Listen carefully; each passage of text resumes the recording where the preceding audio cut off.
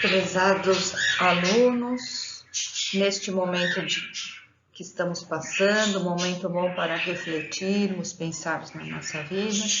Como não podemos parar, vamos continuar com a nossa disciplina de bioestatística. Faremos algumas adaptações, como questionário de múltipla escolha, para fixação dos exercícios, do tema da aula, e vamos continuar a nossa matéria. Bom dia.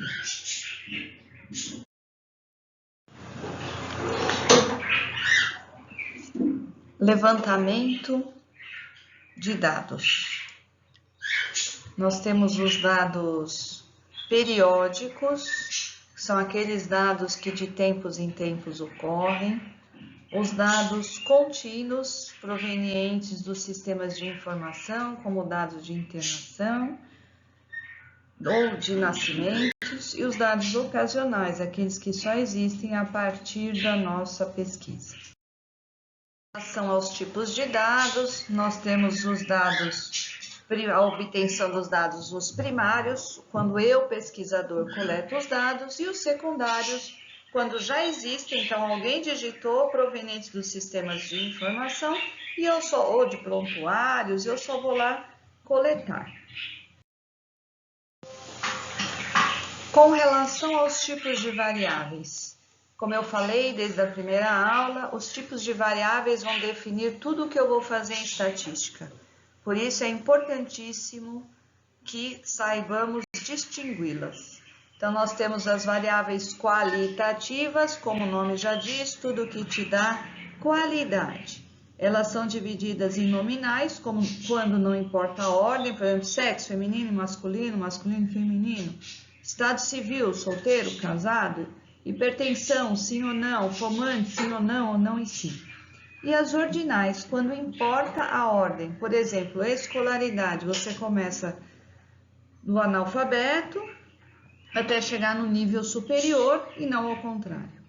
E as variáveis quantitativas é tudo que você pode medir ou mensurar, e elas são divididas em discretas, quando são os números inteiros, por exemplo, número de filhos, você tem 0, 1, 2, 3, número de abortos, nenhum, 1, 2, você não vai ter um aborto e meio, você não vai ter um filho e meio. Número de acertos num jogo, ou você acerta ou você não acerta, não dá para acertar metade. E as variáveis contínuas são os números reais, tudo que eu posso aprimorar a medida.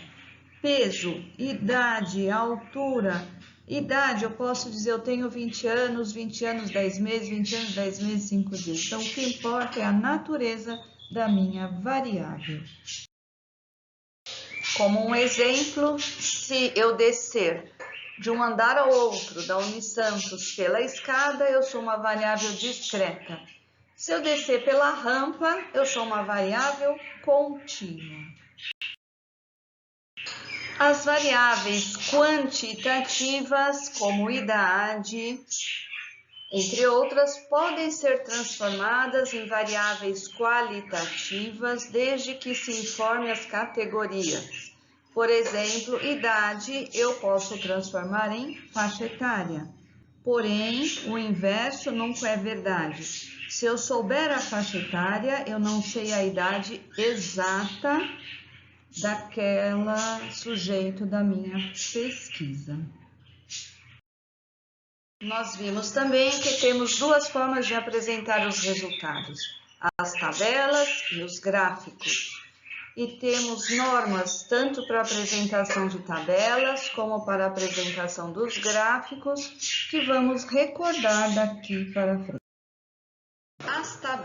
As tabelas são uma forma organizada de apresentação dos meus resultados. Ela tem que ter alguns pré-requisitos. O cabeçalho responde a 4 perguntas, o que, como, quando e onde. As tabelas têm, o título responde a 4 perguntas, o que, como, quando e onde. O cabeçalho apresenta o que você vai ser descrito dentro da tabela, como nesse exemplo, número e porcentagem, separado do corpo, separado do total. homogeneidade de casas decimais. As tabelas são fechadas em cima e embaixo e são abertas do lado. As tabelas, como eu falei, continuando, tabela bidimensional com duas variáveis, o título, como vocês podem ver, respondendo as 4 perguntas, o que, como, quando e onde, o cabeçalho, descrevendo o que você vai apresentar dentro da tabela, homogeneidade de casas decimais e o 100% na coluna, todas as colunas têm o 100%. Lembrando que o meu 100% tem que estar ou todo na linha ou todo na coluna. Não pode haver mistura entre linhas e colunas. Os gráficos são uma forma dinâmica de apresentar os meus resultados. Ele também tem um título que responde a 4 perguntas, o que, como, quando e onde. E nós temos basicamente 2 tipos de gráficos, cartogramas, que são esses mapas georreferenciados, e os diagramas, que são figuras geométricas que representam os meus resultados. Os diagramas, é importante que temos gráficos diferenciados se minha variável é qualitativa ou quantitativa contínua. As variáveis qualitativas são representadas por diagramas de barras separadas ou de setores circulares, o famoso gráfico de pizza. As variáveis quantitativas discretas seguem as normas das variáveis qualitativas. Para as variáveis quantitativas contínuas, nós temos o histograma, que é o gráfico de barras juntas, ou o polígono de frequências.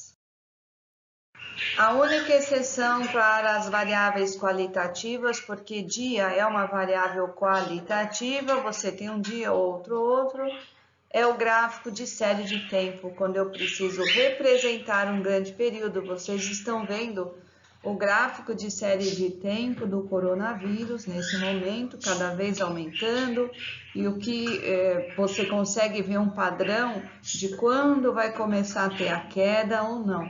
Então, esse tipo de gráfico, que é muito importante utilizado na gestão, se chama série de tempo.